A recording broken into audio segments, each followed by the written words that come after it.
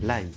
Il contient du sélénium, du tryptophane et des agents actifs à base de soufre qui s'attaquent aux agents cancérigènes avant qu'ils n'endommagent l'ADN des cellules.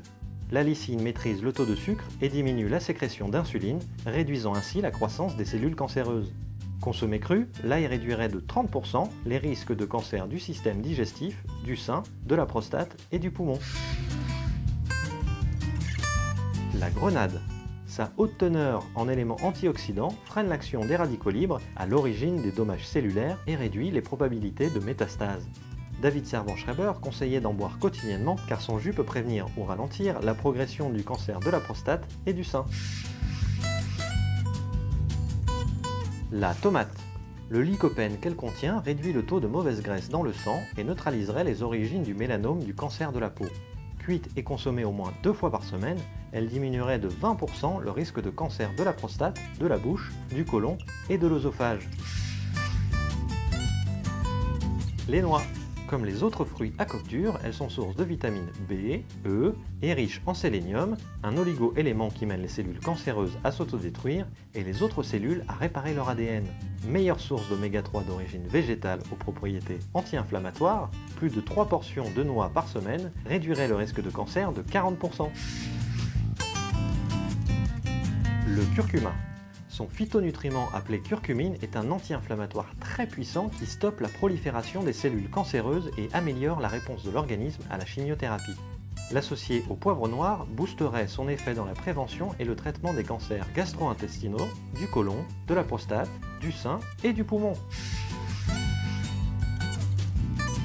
Le chocolat noir. Le cacao possède une grande capacité antioxydante et est très riche en flavonoïdes qui contrent la croissance des cellules cancéreuses. Consommer du chocolat noir à au moins 80% aurait un effet préventif sur de nombreux cancers. Riche en magnésium, il est aussi bon pour le moral.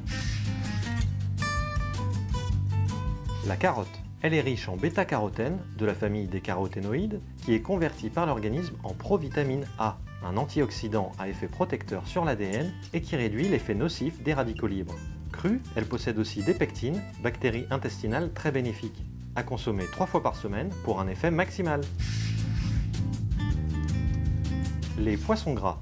Harengs, maquereaux, sardines et saumons sont riches en vitamine D et surtout en oméga 3 qui permettent d'allonger à nouveau les télomères des chromosomes de l'ADN qui raccourcissent en cas de cancer. Ils réduiraient ainsi le risque de cancer de la prostate, du sein, du côlon et préviennent des effets secondaires de la chimiothérapie. Le thé vert. Ses polyphénols et catéchines inhibent le développement des cellules cancéreuses. Ses propriétés antifongiques et antibactériennes absorbent les radicaux libres et luttent contre les agents pathogènes. 3 tasses par jour augmentent les effets de la radiothérapie et aideraient la prévention des cancers de la vessie, de la prostate, du sein et de l'estomac. Le brocoli. Comme tout crucifère, il est très riche en antioxydants et fibres qui éliminent les éléments nocifs dans l'intestin. Le brocoli vapeur regorge de sulforaphane qui empêche la prolifération des cellules cancéreuses et sa consommation permettrait de prévenir les cancers du côlon, du foie, du poumon et de la prostate.